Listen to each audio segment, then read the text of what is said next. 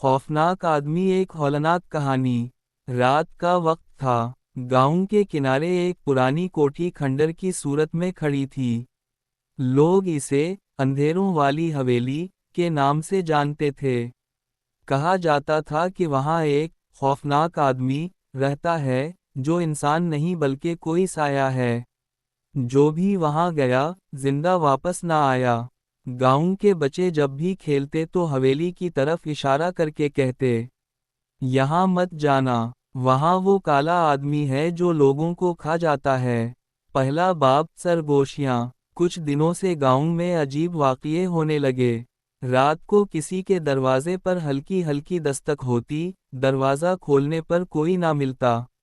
گلیوں میں سائے حرکت کرتے اور کتے مسلسل بھونکتے رہتے۔ بزرگ کہتے تھے کہ خوفناک آدمی اب حویلی سے نکل کر گاؤں کی طرف آ رہا ہے۔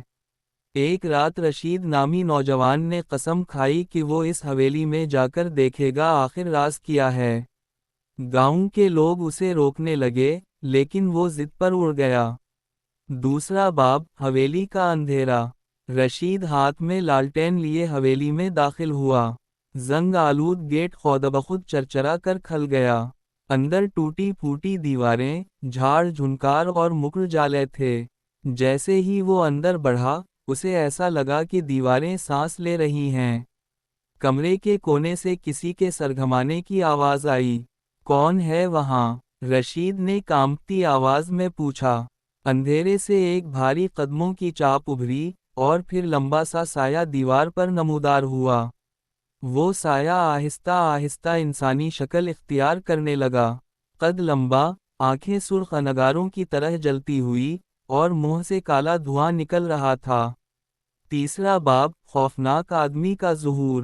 وہ آدمی بولنے لگا مگر اس کی آواز گویا ہزاروں قبروں سے نکلتی کراہوں کی طرح تھی۔ تمہیں کس نے اجازت دی یہاں آنے کی؟ یہ میرا ٹھکانہ ہے۔ رشید کی ٹانگیں کانپنے لگیں مگر اس نے ہمت کر کے پوچھا، تم کون ہو؟ آدمی ہنسا اور وہ ہنسی اتنی دہشت ناک تھی کہ حویلی کی کھڑکیاں لرز گئیں۔ میں وہ ہوں جسے صدیوں پہلے اس حویلی میں زندہ جلایا گیا، مگر میری روح کو سکون نہ ملا۔ اب جو بھی یہاں آتا ہے وہ ہمیشہ کے لیے میرا ہو جاتا ہے۔ چوتھا باب قید کی چیخیں۔ رشید نے بھاگنے کی کوشش کی لیکن دروازے بند ہو گئے۔ کمرے کی دیواروں سے انسانوں کی ہولناک چیخیں سنائی دینے لگیں، جیسے کوئی اندر سے باہر نکلنے کی کوشش کر رہا ہو۔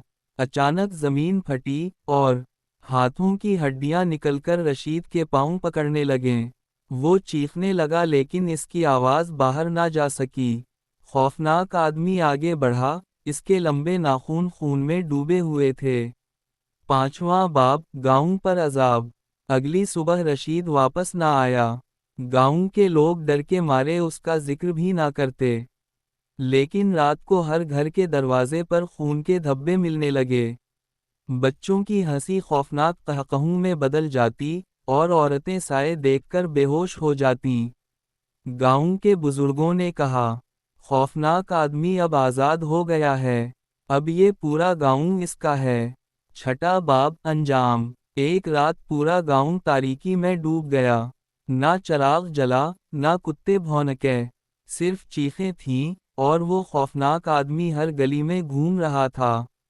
اس کی سرخ آنکھیں اندھیرے میں چمک رہی تھیں اور ہر دروازے کے پیچھے کوئی نہ کوئی اس کا شکار بن رہا تھا۔ آج بھی جب اس گاؤں کے کھنڈرات میں کوئی جاتا ہے تو رات کو وہاں سے ایک گہری، ہولناک ہنسی سنائی دیتی ہے۔ لوگ کہتے ہیں کہ وہ رشید نہیں بچ سکا، بلکہ اب وہ بھی اس خوفناک آدمی کے ساتھ ایک سایہ بن چکا ہے۔